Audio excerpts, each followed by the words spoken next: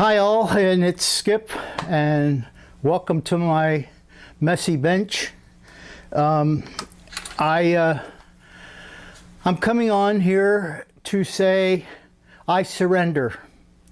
I don't have a white flag to wave, but I guess what I could do is take a paper towel and say, a white paper towel, I surrender. I surrender. I surrender. I surrender to the 34 Ford that I've been working on forever. There is no way I can see this thing going together, and I have spent way too much time on it. So let me turn the camera around and I'll do a quickie review as to why I decided to rebox this kit in the condition that it's currently in, and I won't keep you long, so hang in there. I'm going to turn the camera around. You can watch my intro while I do that, okay? I'll see you in a minute. Bye. Not bye for good. Hang in there. I'll see you.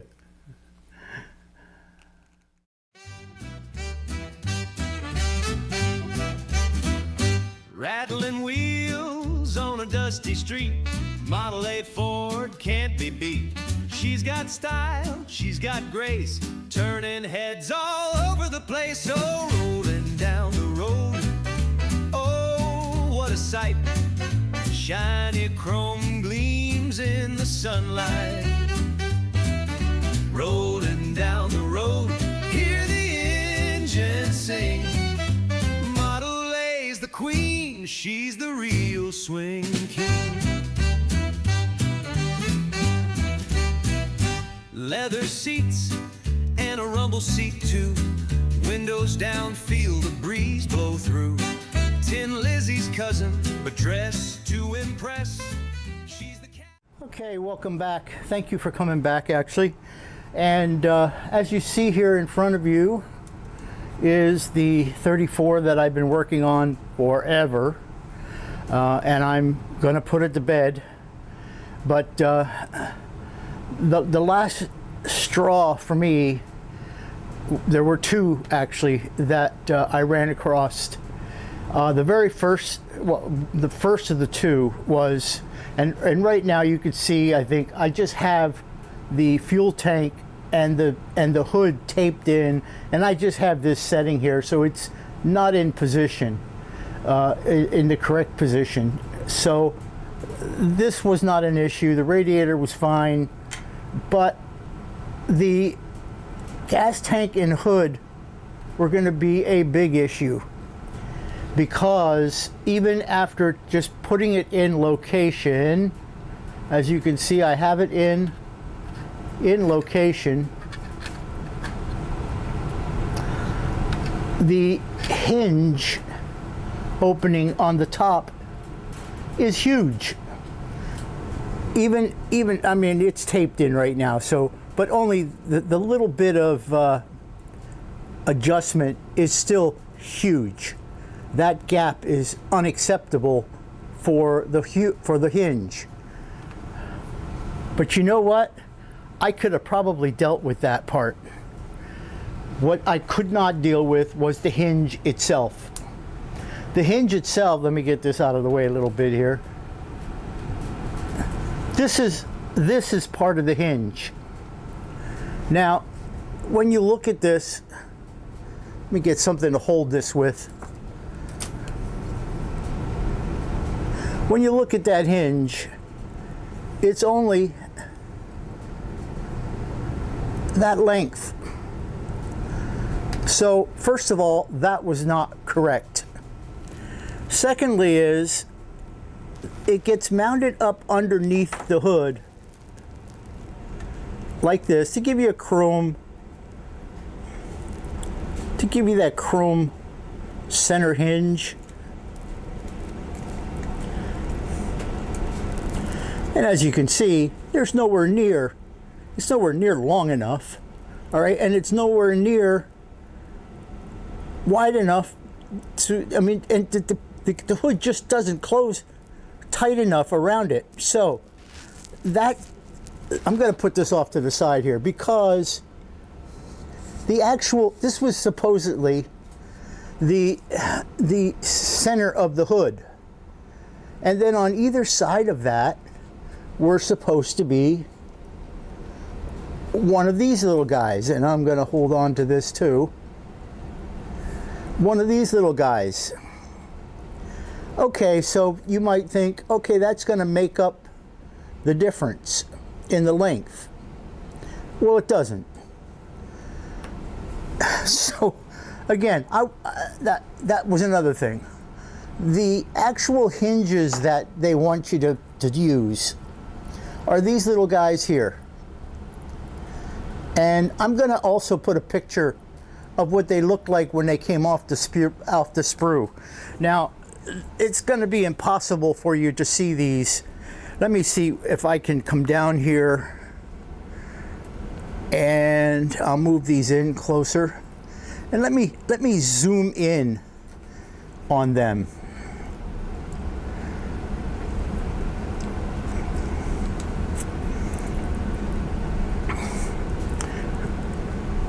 Until I go out of focus, actually. Okay, so let me get these back in frame here, because it's impossible. These are after I cleaned them up, and they're still not right. They're still not right. You refer to the picture that I'll put a still either up in the corner of this frame or someplace within this video, but there is no way those hinges were going to make up for the rest of the gap that was in that whole thing, and the end of this would have had to been drilled, and it wasn't. Anyway, all of that stuff I probably could have taken care of, but you know what, I've had enough. I'm done. So that was the more minor of the reasons why I decided I'm not finishing this. I'm not spending any more time on it. And it's a shame. It's a nice model. It's a nice kit. It really is. I mean, I really like the kit. It's the first time I ever did a 1/16 scale. So let's put those off to the side there. All right, let me zoom back out here.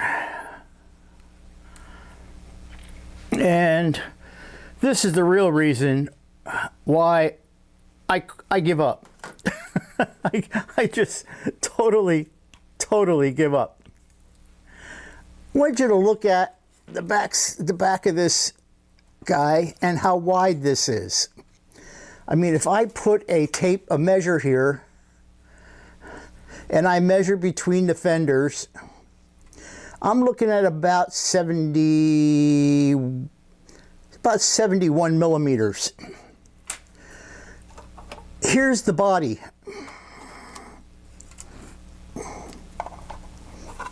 This is the body that has to go over that. The back seat comes in here. I don't know about you, but when I measure the inside distance of these fenders with the wells, it's like 55 millimeters in between here. There is no way that seat and this body can go on there. There's just no way. I can't figure out a way to get it on. Now, when I dry fitted this whole thing like months ago, I did notice that there was going to be a problem with putting this body on there, but I did get it on. But I didn't have these inner interior panels in it. And once they're in, it's impossible. Absolutely impossible to get that on the frame over that seat. So that's what really put the kibosh to this. I'm not spending any more time. I'm going to put this in a box, or in its box, in the state that it's in. And I mean, it barely fits over the front seats, much less the back. And it's going to sit there in that crashed state because I'm moving on to another project. I've had enough. It beat me, and I hate to admit that, but it beat me. So, hey, I want to thank all of yous for like hanging out with me and sticking in there with me. But I have to chalk this one up as a failure. So I'm off to bluer skies, and I want to get back onto my Lost in Space B9 robot because I haven't been working on. I didn't work on that since I started this, and then I also have the USAC build. I didn't even open the box on that kit yet. Anyway, I hope you all are great, and if I don't see you before Thanksgiving, which I probably will not, I hope you all have a very happy, blessed Thanksgiving here in the United States. I think we only celebrate it here in the United States. I'm not sure about that. I thought Canada had one too, but I don't think it's the same time of the year. Anyway, but those of us here in the United States, again, a blessed, happy, and don't eat too much Thanksgiving. And I will see you in the next video, really. So, hey, listen, if you're not subscribed, smack that subscribe button. And if you don't mind, also hit that like button. It helps the hobby. As I said last time, I'm not in this for the subscriptions, and I'm not in this for the likes. I'm in this because it's a hobby and I enjoy doing it. Although this model did take it out of me. You might be able to hear it in my voice. But you know, it's still fun. And I don't know if I would do things differently with this kit again. I don't know. I'm actually even thinking maybe I'll just go out and buy another one and see whether it was this particular kit. Because I really like it. I like the kit. I like the car. It's really nice. Anyway, I'm rambling on.